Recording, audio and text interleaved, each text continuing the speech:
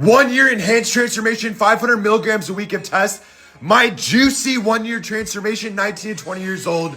Another fucking gear transformation, bro. This kid went from 170 to 220 pounds in a fucking year. Let's look at the details of the blast. Homie pushed 500 testy for 16 solid weeks, got bloated and dropped it to 180 mgs a week for the rest of the year. This is just so fucking idiotic, bro. You're 19 years old.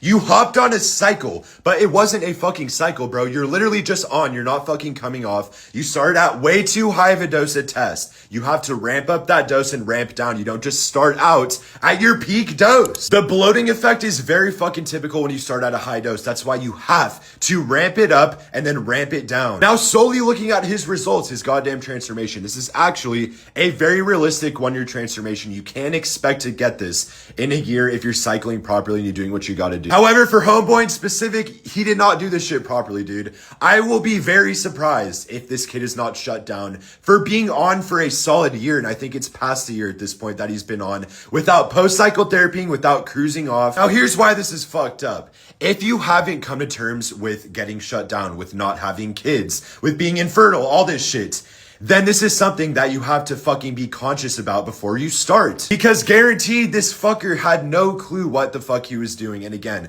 hopefully he can rebound, but still he took a massive fucking risk and I would be surprised if he's not shut down. Just be safe. And if you need help with your blast, your cycle, hit me the fuck up and let's get to work.